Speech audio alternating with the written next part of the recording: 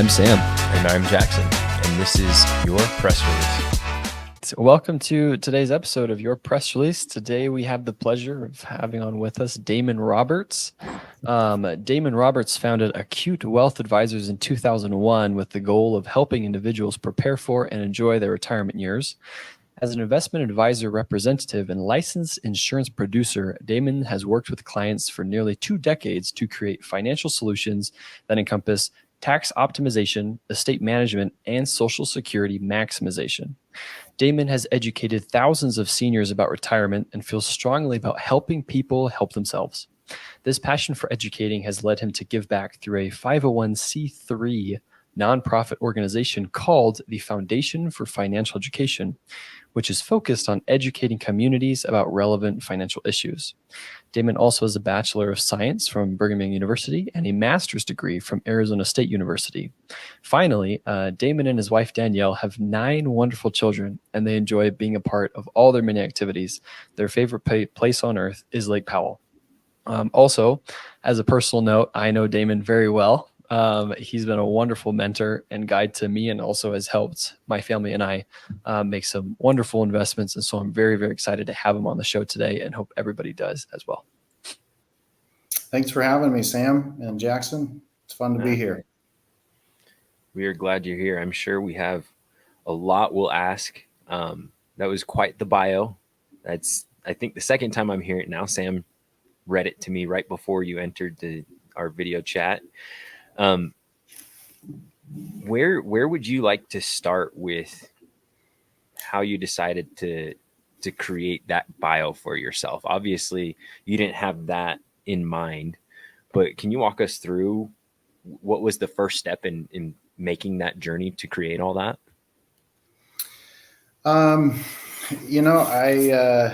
honestly, in college or before college, my freshman year, I was pre-med. Thought I wanted to be a doctor, just based off of some life experience that I had. And I had some other friends that were going that direction. And then I took chemistry 105, 106 at BYU, and felt like the dumbest kid in the class, because you'd walk out of there with getting a 43% and end up with an A-. It's the craziest thing. But I came to realize that I didn't necessarily want to spend the next however many years doing chemistry and some of those things, and was also working at the same time.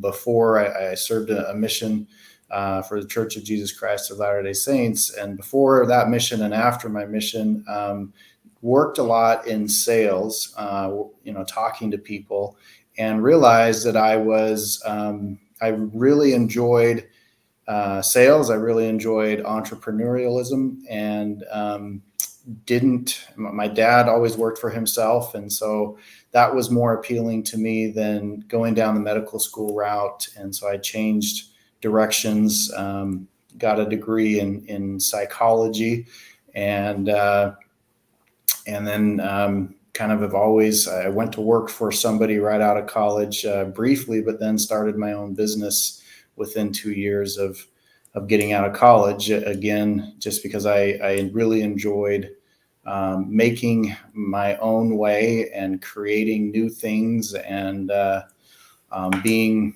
able to see outside the box and see opportunities, wherever it may be. And there were multiple different things that I tried before I ended up as a financial advisor, but they were all kind of sales oriented type things that I tried, I guess. Wow. Funny enough, that same chemistry class is what caused me to switch my major as well. I did not enjoy that one. But psychology is not what I was expecting was not where I was expecting you to end up in. And then, so how do you bridge the gap from psychology to whatever you did when you first came out of college to now being a financial advisor? Well, so, psychology is study there. Oh, yeah, it went we got blank you for a minute. it's study of people and their behaviors and why we do the things that we do. And essentially, when you break it down in the job that I do now, it's a combination of psychology and counseling. If my favorite part about what I do is meeting with people 50 and older, because that's our focus, and meeting with a couple and sitting down and saying, here's where you're at and here's where you want to be in retirement. And how do we get you there? And how do we get you there together? And so a lot of times I'm doing a lot of reading of people and what their goals are and helping them work together with their significant other. And then, on top of that, I've got the finance things that are enjoyable. But my favorite part is the people and working with them. And I'm selling my company and our business and what we do, but in a way that is providing solutions. It's not selling a commodity, a car or something like that. It feels very much like an in-depth kind of discovery journey. And so psychology is a natural fit. I really enjoyed studying why people make decisions and what they do. And in fact, my master's, ironically, has nothing to do with finance. I have a master's in social work because originally I thought I would do more counseling. But as I got into counseling and working with certified professional counselors and those types of things, I found myself helping them run their business. In my internships and things, I found myself creating ways for them to create more income, to think outside the box beyond the counseling. And so I kind of realized I really like this business side. I do like the counseling, but so that's where I started to kind of pivot and shift and got into what I'm doing because of a mission buddy of mine, right? A guy I met down in Chile 30 years ago, got into working with his dad, selling some life insurance and annuities, and called me up one day and said, "Hey, I've got all these leads in Arizona and I need someone to work them. Do you know what an annuity is?" And I said, "No, I have no idea." So I studied and figured it out and kind of got into it. And then I grew from there, kind of went and established my own business and got all the certifications and licenses and everything that I needed. So that's kind of how I bridged the gap from psychology to social work to now being a financial advisor. Wow. That's incredible. So now you sell annuities, and can we just have you break down what an annuity is in, like, let's say 30 seconds or less so that people can understand? Right. So I want to clarify that. Annuities is a portion of what we do. We do stocks, bonds, any kind of investments I have the license to do. But initially, what got me on this track was an annuity, which, like you, when somebody said, do you want to do this? I said, what is that? Right. So annuities are often lumped together as one thing, but there's 4 different kinds. Your oldest kind of annuity has been around since the Roman Empire. It is what you think of as a pension. You put in a certain amount of money and it's going to pay out a monthly income for a period of time, whether that's 10 years or your life or you and your wife's life. And it's based off of an actuary table. So it's just a big, smart math equation as to how much they're going to pay out over time, done by insurance companies. And so they can be a great vehicle for people to create income in retirement. But most individuals are not buying that kind of annuity on their own. Those are primarily bought by companies who are doing pensions. So that's your oldest kind of annuity. You have also what's called a fixed annuity, which is very much like a CD. Normally, you're going to get 1.5%, usually 0.5% to 1% better in an annuity than you'll get in a CD. So if I could buy a 1-year CD at 4%, typically I can find an annuity that's paying 4.5 or 5 for that same 1 year. The difference is your banks have FDIC insurance, and they're backed by that FDIC, which only puts away about $1.25 for every $100 on deposit, whereas a good fixed annuities backed by the insurance company who's required to put dollar for dollar in cash reserves. So it's a more secure investment in my mind. And you can do 1, 3, 5-year fixed annuities, and they're good when interest rates are good, which right now they're okay. But, for the last 10 years, because interest rates have been very low, right? So they're very secure, they're very safe, but they all depend on what interest rates are at. Could you repeat real quick? They were what for the last 10 years? It cut out just for a second. For the last 10 years, they haven't been very good because interest rates have been so low. Okay. So, a fixed annuity can be good in a high interest rate environment. Otherwise, they're not great because you're tying up your money for a period of time and not getting a great return. You said, I can just jump in here real quick. You said CD. What does CD stand for? A certificate of deposit, right? So at the bank, you can go in and buy a 3-month, 6-month, 1 year, 2 year, 3 year certificate of deposit where the bank's going to guarantee a certain rate of return for that period of time. Okay, awesome. Right. So those are two. Your third kind of annuity is probably if annuities have a black eye at all, if you Google it and you read negative things, you're primarily going to be reading about what we call a variable annuity. Wall Street loves variable annuities because they have high fees and pay high commissions and still have all of the market volatility associated with them. And so I have had the license to sell a variable annuity for 23 years and have never sold one because I don't see a huge benefit to the end user. And because I'm a registered investment advisor fiduciary, I have to put the needs of my clients ahead of my own. And so I can't justify selling someone a variable annuity. But basically, you have an annuity shell, which means that it will grow tax deferred, whether or not it's already tax deferred money you put in there from an IRA or whether you take just after tax money and invest it there, it will grow tax deferred. But then you're putting it into a various basket of mutual funds that you choose within the annuity, and it can go up and down with the market. And then you can add different riders to it, like an income rider or a death benefit rider that also have fees associated with it. And so you'll find a lot of people that have done their investing with a Wall Street big box firm.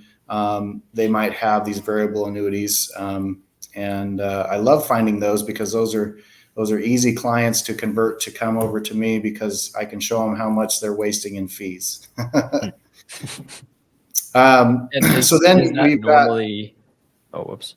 No, go ahead. Is that normally a significant amount that people are losing in fees when they invest with like large banks and brokers? I'm not always, and again, I don't want to paint brokers and bankers in a terrible light, but at the end of the day, they work for the company, right? And the company has made different arrangements with different companies where they will get a piece of the pie, as they should, right? I mean, they're in business for them, but unfortunately, that ends up translating to where a lot of people are paying an extra 0.5%, 1%. I've seen in variable annuities people paying as high as 4% in fees. And when you have that high of fees, on $100,000, that's $4,000 a year. That ideally should be a third of that. And if you do that over 20 years, that's a lot of money. And so fees do matter. You're always going to, fees are like taxes. You're always going to have fees. You're always going to pay taxes. But how much you pay in fees and taxes does somewhat depend on your knowledge and your ability to understand what you're doing. And so we try to educate people about fees. And so again, variable annuity is not something you'll probably want to ever get into. So your last kind of annuity is one that we do use quite a bit. It's called a fixed indexed annuity. And so fixed means that your principal is fixed. It's a guaranteed. It can't go down in value. So this is not a stock market replacement. It's more of a bond alternative, a safe investment alternative. where you put money in and the insurance company will guarantee that principal, let's say it was $100,000, can never go down in value based off of market returns. However, they are going to allow you to tie the growth of that money to a stock index, hence the name indexed annuity. And so it might be tied to the S&P 500 or the Dow Jones or the Russell 2000 or a combination of different indexes, and you will get a portion of the upside of that with no risk to the downside. And those will lock in those gains either annually or biannually, or sometimes on a different scale depending on the annuity. But it can provide usually in a good one, a 6 to 7% growth consistently, sometimes higher, sometimes lower, but with no risk to your principal. The downside to that is that they're not as liquid as, say, a stock or a bond. You're going to commit to a period of time called a surrender period, where you agree not to take more than a certain amount or a certain percent out, usually about 10% out per year during that time, except for very specific circumstances like death or going to a nursing home for 90 days or things like that. But otherwise, you're committing to keep that money there for a period of time and not take more than that 10% out per year. But for that trade-off, you're going to get no downside risk in your investment with potential higher returns than you could get in a fixed annuity or a CD or some other fixed product. Great. That was a fantastic and succinct explanation. Yeah, there's a lot to think about just that alone. Right. So then my follow-up with that, and kind of harkening back to what you were saying of how you use psychology to give kind of different investment strategies for different people, is based on the client, how do you go forward to figure out what their investment strategy or investment portfolio should look like? Does that make sense? Yeah. So we have a radio show that we do and a podcast as well. And we always talk about that at heart.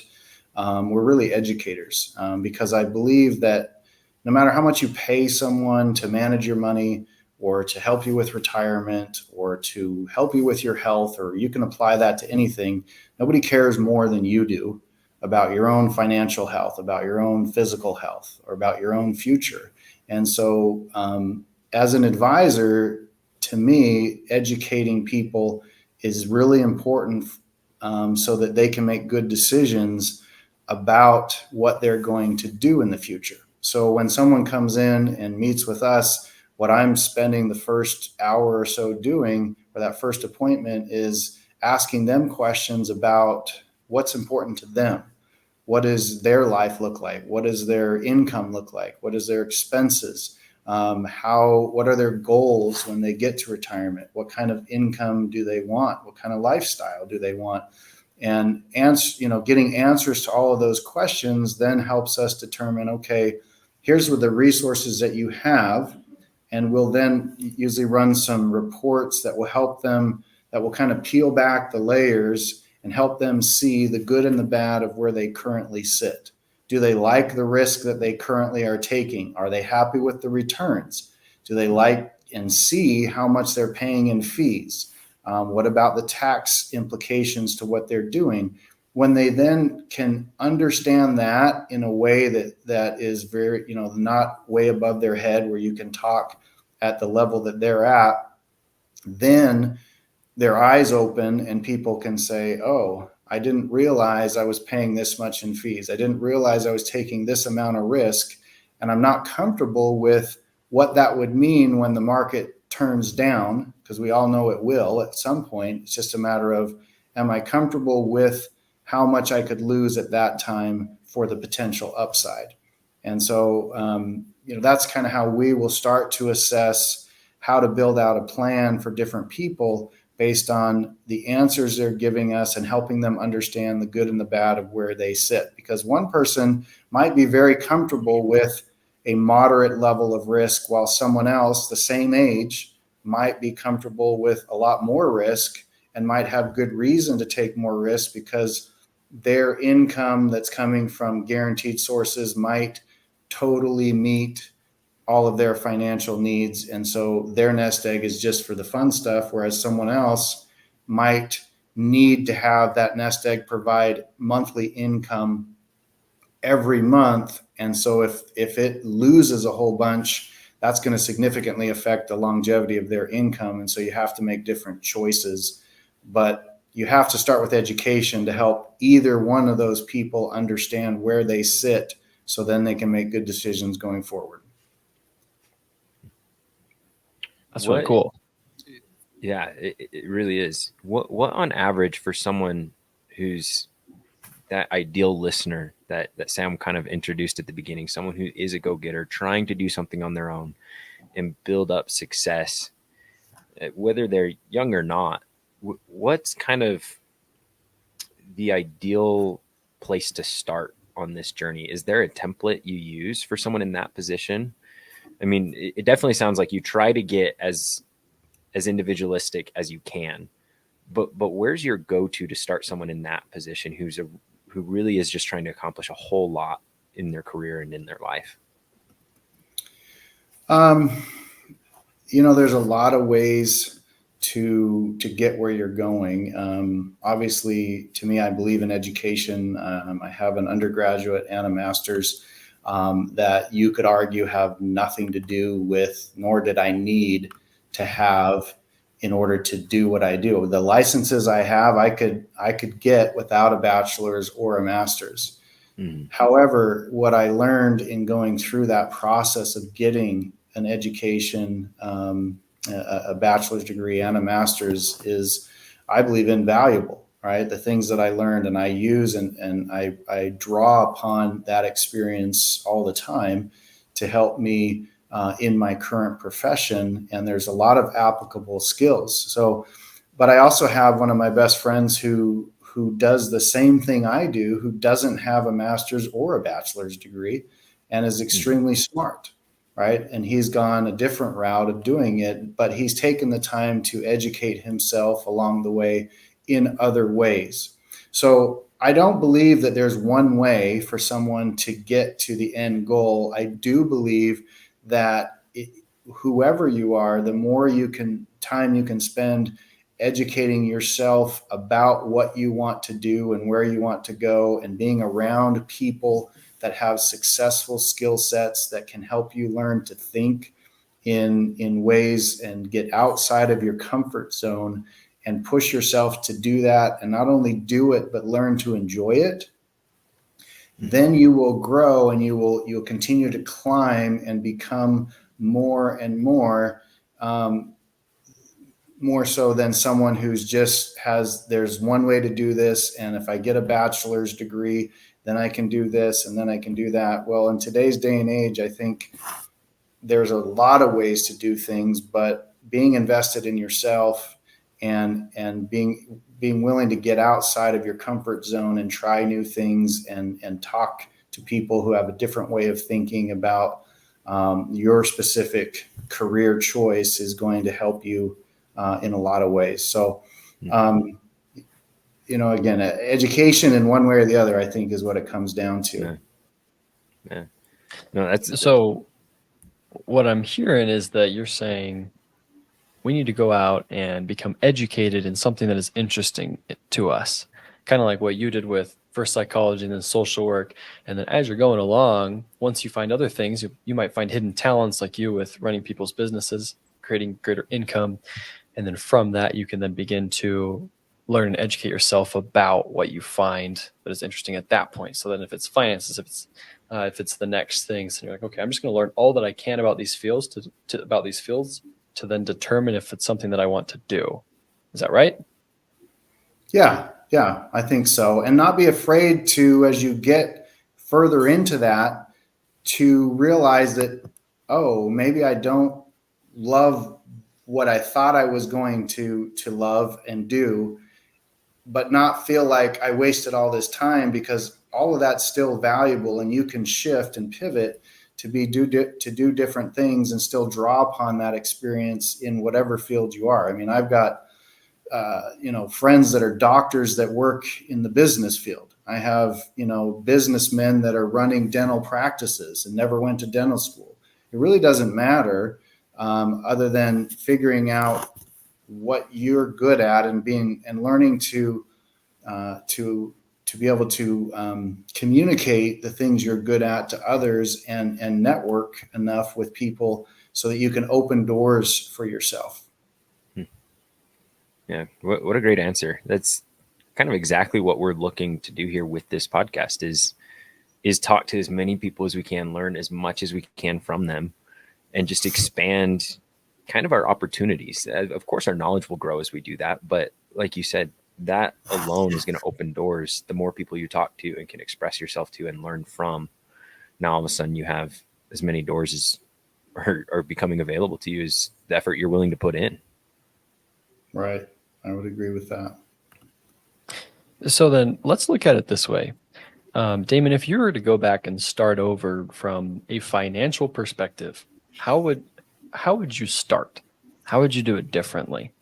Like either with investments, stocks, bonds, annuities, what would you look at first? And no matter where you were starting career-wise, I'd like to say that again. I'm sorry. Say that last one. And obviously for you personally, but no matter where someone is starting career-wise, if we can keep that in mind as we're looking at building a financial future for us. So I would start by saying that all the cliches are true, right? Money can't buy love. It can't buy happiness, but try living without it and having a very successful life, right? It's very difficult. It's part of our world.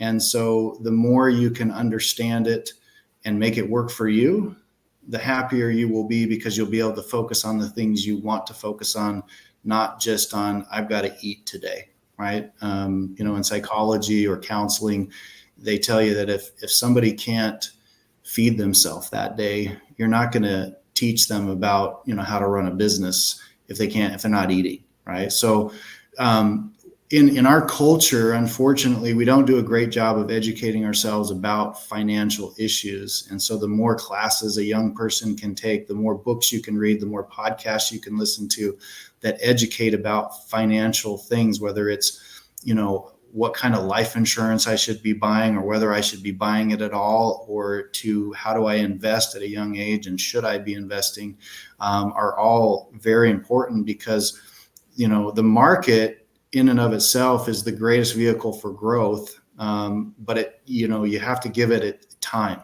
right? You have to have enough time for it to do it. The Dow Jones Industrial Average over any 35-year window I look at, the worst it's ever performed is 6.2%.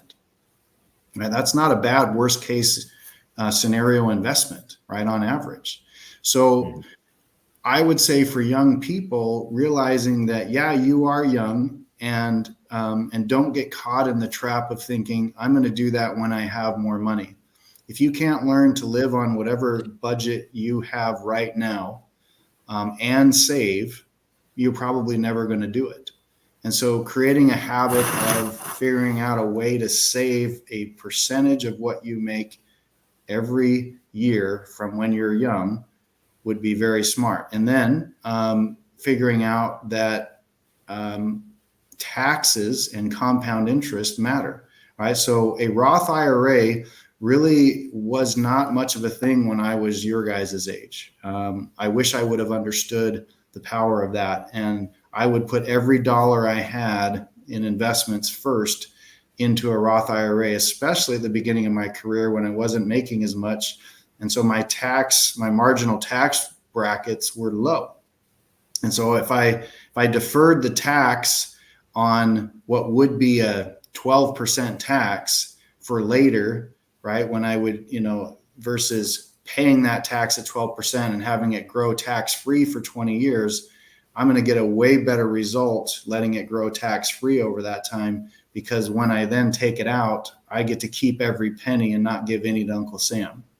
So realizing the importance of compound interest and tax-free would be super important. So for young people, I would learn to live on less than I make and save every month, and put as much as I could in tax-free investments like a Roth IRA. And then outside of that, once you start working, take advantage of any free money you get. Like in most companies will offer a match on your 401k, but a lot of early employees, they're giving up 4 and 5% of free money because they don't feel like they have enough money to put into that 401k. So anytime you can get free money or a match, you should find a way to put at least that much money in there. That's a great answer. Real quick on the Roth IRA thing, I heard just yesterday that there is a kind of an earning cap, which you can then invest in a Roth IRA of 150,000. Is that true? Right. So it depends on whether you file your taxes as a single person or a married couple. I'm not 100% sure. I think for a married couple, it's over $200,000 you can make and still contribute to a Roth IRA. For a single filer, I'm not quite sure what it is, but yes, you are capped. If you make too much money, you can't contribute to a Roth IRA. And even if you do fit into the category of being able to contribute, they cap the amount you can put in. So for someone under 50, in 2024, you can put, I think it's $7,000 into a Roth IRA. For someone over 50, it's $8,000. So let's say you, go for it, Jackson. Sam. Okay. So let's say you did hit a point where you can no longer contribute. What are your other options for tax-free investments or trying to find free money out there?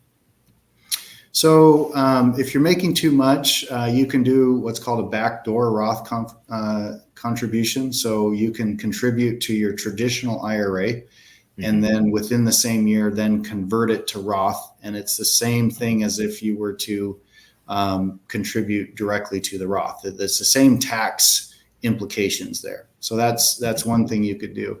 There are some different kinds of life insurance that you can put dollars into to be able to create tax-free income in retirement.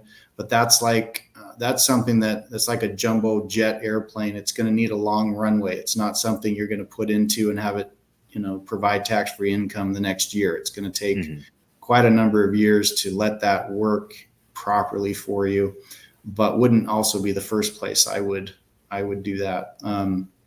Outside of that, there's not a whole lot of tax-free things. There are tax-advantaged type investments, and setting up the right structure, whether that's through an LLC or other formats where you can minimize the taxes.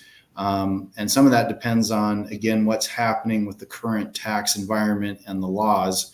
But certainly working with a good CPA or spending the time yourself to understand the current tax environment and laws and how they apply to you is always going to be worth your time and relevant, because yes, we are always going to pay taxes, but how much we pay in that can be diminished if we understand the current environment and how to apply it to ourselves. So that brings up a good question for me. At what point would it become advantageous to use an LLC for taxes?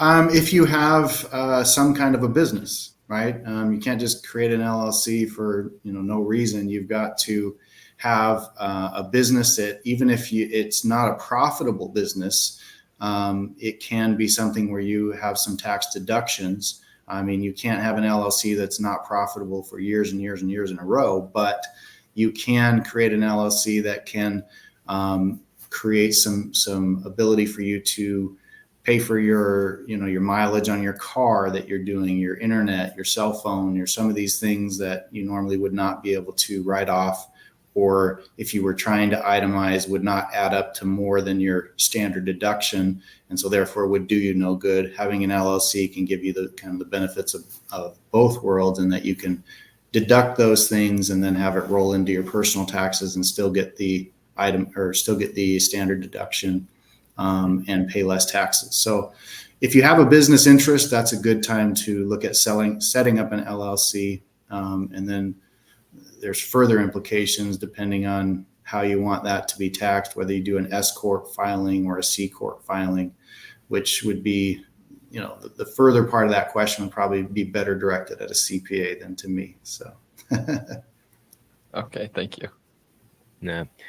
Another question I had is, you always hear about successful and wealthy people having some sort of trust set up.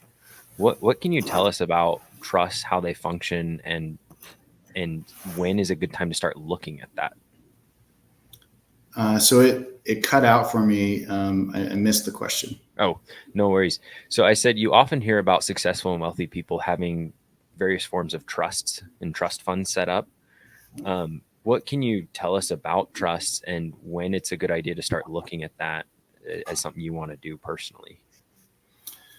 I would say, and unless your net worth is over $10 million, most of those people before then are not going to benefit from, a trust fund, or not even going to have enough money to put into something like that. You have, other kinds of trusts. You have irrevocable trusts, revocable living trusts.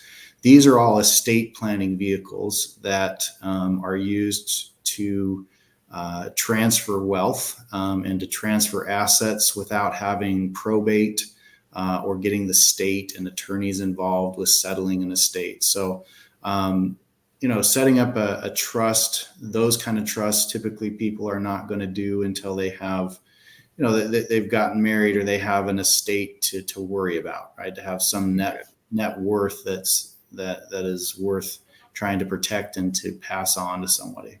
But, and having said that, a lot of states have become what we call probate-free states, where they've made it a lot easier for you to do that estate planning and not necessarily need a revocable trust or irrevocable trust.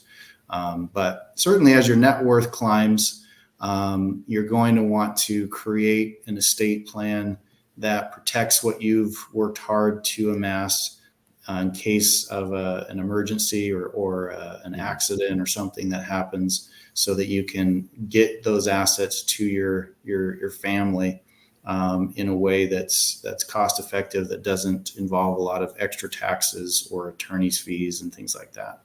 Okay. But again, I think for most people, your trust funds are not, and the ones that you were referring to, unless your estate, your net worth is getting, more than $10 million, you're probably not even going to consider that. Okay.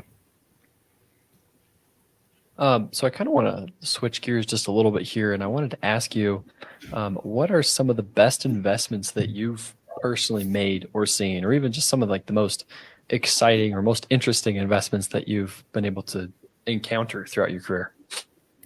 It's kind of an interesting question, but I'm curious. Right.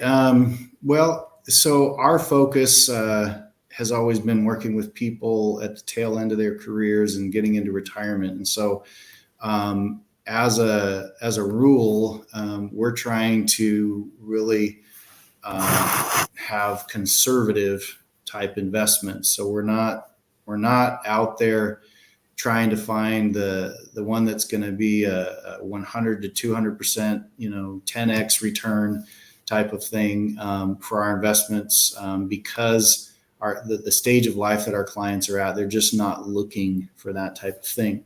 Now, having said that, I've had a lot of clients who've come in and some have hit that home run in real estate. Some of them have hit that in the stock market, in a particular stock. Some of them have done that by creating a business and letting that grow and selling that for a significant amount of money. I mean, there are 100 ways to the great thing about this world is there's a million ways to make money. And if you can understand the principles of money and staying away from credit, then there's a lot of ways to make money. I would say for young people, if you stuck with investing, if you're looking at stocks, you invest in a good diversified stock portfolio of companies that and you consistently put into that, you can do really well over time.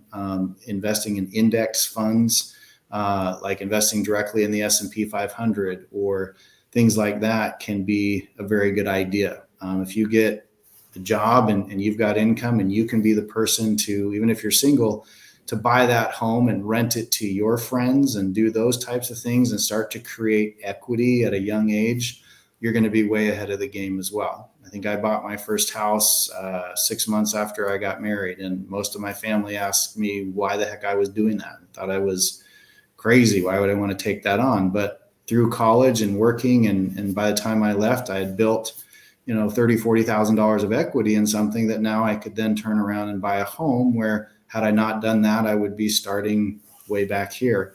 And so, I don't know that I have here's what the exciting investment I made where I made all of these things. In fact, I wish I knew when in my 20-year-old self, what I know now, I probably would have a lot more money than I do right now, because I would have learned more about money. But, my parents taught me some wonderful, great things. But one of the things that was not part of their repertoire to teach me was to invest in the stock market. I didn't understand it at all in my 20s. And I didn't even start to understand it until after I got into business and started learning about it.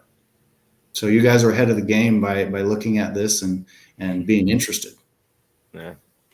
Is there anything unconventional that you tend to do compared to whatever the industry standard is when it comes to investing and coaching people on their investments? Again,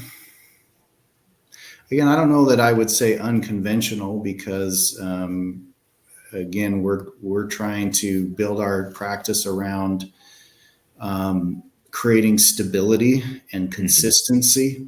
And so a lot of times if you're saying unconventional, you're also talking about risk. And risk is not a bad thing. It's just measuring that risk and applying it to the stage of life that you're at. Right. And so if I'm young and I'm single and I have no children or wife or, things to provide for, you have the ability to take more risk. You have the ability to say, if I can do this, if it doesn't go the way I want to, I'm only maybe set myself back a little bit, but man, I learned a bunch of great lessons. And so I think unconventional, I would say maybe what we do that's a little bit different than your average financial advisor is taking and focusing exclusively on working with people in this specific range, in 55 and older, and being able to be independent. I don't work for Fidelity, I don't work for Schwab or Vanguard, but we can use all of those custodians to invest and not be influenced by them. And so it's unconventional in that most advisors are beholden to the man or to Wall Street. We are independent registered investment advisor fiduciaries, which is a minority, but in my mind is where the industry will go eventually, because it provides more accountability to the end user, right, to your average investor, and making sure that you're doing right by them. And so I guess maybe you could say that's unconventional in that we are a minority right now as far as advisors across the country. No, it sounds like, if I could just formulate in my own mind what you just said, it sounds almost like you took a market that's very saturated and has a lot of people trying to do the same thing, and you were still able to find a niche in there and just attack that niche and say, we're going to work with these few people in this position and do everything we can for them. Right. Because I'm a firm believer you can't be everything to everyone, but you can be very good at a few things that you're passionate about. And if you're good at that, you can find a way to provide, make an income at it. Wow. Yeah, that's awesome. And I was just gonna say, I didn't think there'd be a niche like that in a market like you're working within, but go for it, Sam. What were you going to say? I was just going to ask, how did you go about choosing that target market of retired individuals, Arizona? What was kind of the rationale behind that? Well, I did my master's at Arizona State, so I was here already. And just looking around, there are a ton of retirees here in Arizona. They're coming to the Valley of the Sun looking for that sunshine, and you don't have to shovel sunshine. So got a lot of Midwesterners that are making their way here. And so, it's just kind of a natural, the baby boomer generation has been retiring for quite a while. There's hundreds of thousands of people that are going to retire, and that's where the bulk of the wealth in America is, and it's going to continue to be for a while. So it was kind of like, okay, that seems like the place where I want to be. And I also enjoy the demographic and the people. These are people that have worked hard, that understand the value of money, and that have taught me a tremendous amount just through their life experience. So you just kind of saw where the opportunity was. You were in the location that you wanted to be, and then you found, because you're an investment advisor, these are the people that have the money, so then I can create my life here. Right. Right. Okay. Yep. Cool.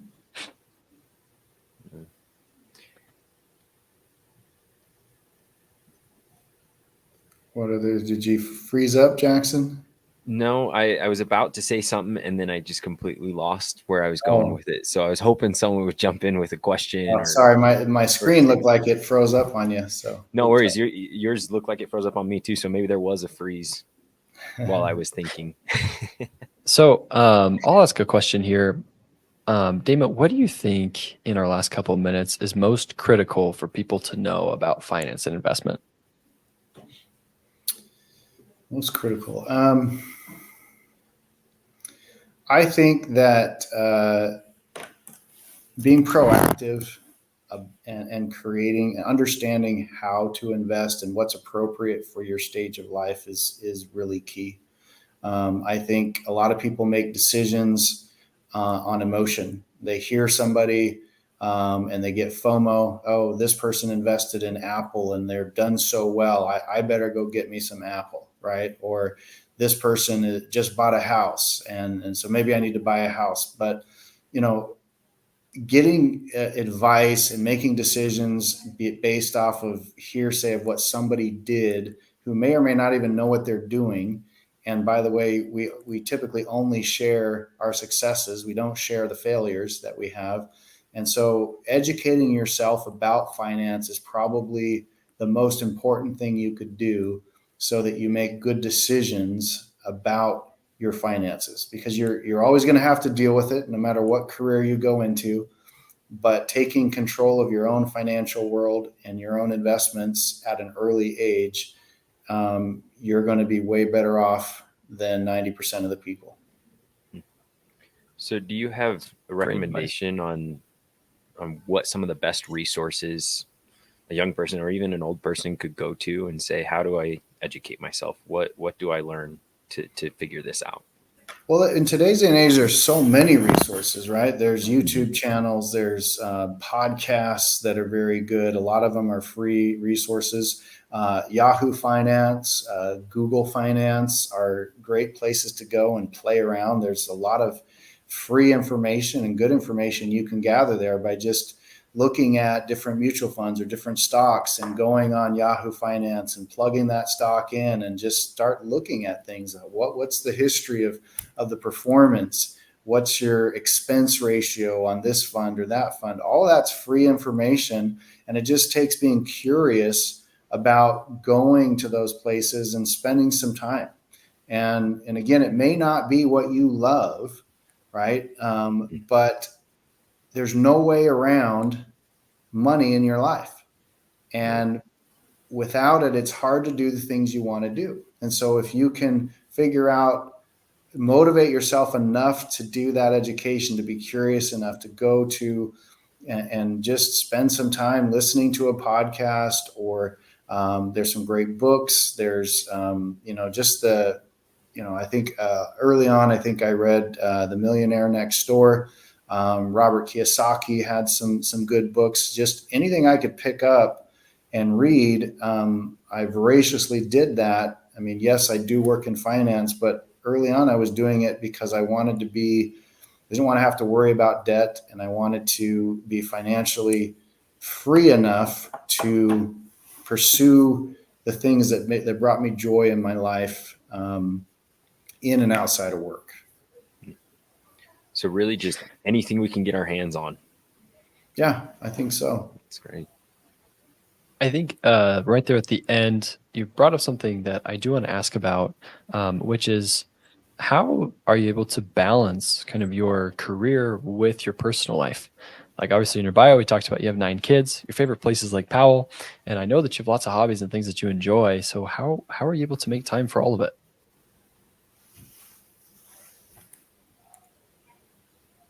Are you there? Oh, can you hear me? Yep. I can now. I heard you start to say, how do you balance? You have 9 kids, and then it cut out. Oh, okay. I asked, how are you able to kind of balance creating your career and continuing it along with all of your hobbies and the things that you enjoy? I'm not a super organized person. My wife will attest to that. But because of that, I've put things and people in place to help me be organized and to find balance. I'm an early riser, always have been. I get up typically 4:30 or 5 in the morning, and that first couple of hours, I'm spending time creating my relationship with God, and then having time to think and to plan out my days, and having a good calendar, and prioritizing the things that are important to me, making goals, and then making sure that those get built into my schedule, and setting boundaries and limits with my staff, with my schedulers, with people, to say, here's the things that I need to do first, and then fitting in those other things, and being able to sometimes prioritize business, and other times prioritizing family or education. I mean, I got my master's degree when I already had 2 children, with a third on the way. And so it's doable, but it does take coordination, and I believe finding balance inside of you first. And for me, that means putting God first, and finding that balance there helps me balance everything else out. That's great. That's awesome. Mm-hmm. I also just wanted to ask briefly about, because you mentioned how a lot of people don't share their failures. So would you care to share some of the either mistakes or failures that you've had and how you overcame them? Yeah, I think, I have 9 kids because I have, this is a second marriage for me. And I wouldn't say that my first one was a complete failure and that it was all my fault, but at the same time, it was very difficult, set me back financially, and emotionally and physically, and kind of had to look at myself and look at my life and determine, what do I stand for? What's important to me? And where do I go from here? And in our culture, getting divorced is something that is not super prevalent, nor something that you're bragging about, right? And so getting over that and realizing that everybody fails in one way or another, and it's about what you do with that failure. What can you learn from it? So I spent a couple of years after that, really, I worked with a counselor. I helped them and asked the questions, what do you see that I did wrong in this relationship? What did you see that, what could I be changing about myself, so that going forward, I could be the very best husband, the very best father that I could be to my wife and my future wife and family. And so not being afraid to just look at it and realize that every single one of us is going to fail. And we've all heard, of the millionaires that went bankrupt once or twice before they hit it big. Not being afraid to just realize that failure is a part of life. Failure is a part of success if we learn from it. If it's always somebody else's fault in our failures, then we won't hit that success. But if we can realize that we're part of the failure and what can we learn from it, then I believe anyone can be successful in whatever they choose to do. That's what an incredible. amazing lesson. Yeah. So I don't know if Sam explained to you the meaning behind the name of our podcast, Your Press Release. But now that we've talked about your failure a little bit and how you overcame it, what would you want your success to look like at the end of your career, the end of your life? If there was a press release written about that, written about here's what he accomplished, either in your career, your life, however you want to take it, what would that press release say about you? That's a deep question. Just a little bit. Just a little bit. I think for me, I would want that press release to prioritize the kind of husband and father that I was, the kind of friend that I am and was, and that I was loyal to my family, loyal to my friends, and had a lot of fun doing the things that brought me joy because of the financial success that I had. And that the afterthought would be, oh, and by the way, he was a successful business owner, and successful radio show hosts and TV, personality, and all these things I've done in my career, which, by the way, were all way out of my comfort zone. But by being willing to get out of my comfort zone and pushing, I was able to accomplish not only business success, but more importantly, success in my family, and someone that was at peace with my God. I love it. That's an incredible answer. Yeah. I do want to just ask about that real quick. You did say that you were able to do that and focus on your relationships and do the fun things you love to do because of your success financially and in the business world. Do you also think there might be some sort of inverse relationship there where because you work so hard on those more important things, your relationships, your relationship with God, the things that you enjoy, that there was something there that also helped build up that business and financial success? Absolutely. I think no matter what your belief in God is, if we believe in a higher power, if we are self-reflective and we're looking at things that cause us to evaluate how we make decisions and what we're doing and prioritizing those things that kind of humble us, I guess, in a way, that always is, in my mind, is a recipe for success, because then we're able to realize and admit the mistakes we make and learn from them. Without that process, without a third party, a higher power, whatever you want to call it, that helps you be self-reflective and humble enough to look at your weaknesses, which we all have, I think eventually we crash and burn. So yes, I truly believe that having that in your life will provide successes in all areas of your life. Love it. Well, that's incredible. Well, I know that we've gone on just a little further than our time block is, and so we just want to really thank you for being on today, and thanks for all the wonderful things that you shared. I think that the listeners will get a lot out of this, and I know that we also got a lot out of this. So Yeah. thank you so much, and we hope to speak to you soon. All right. Thank you.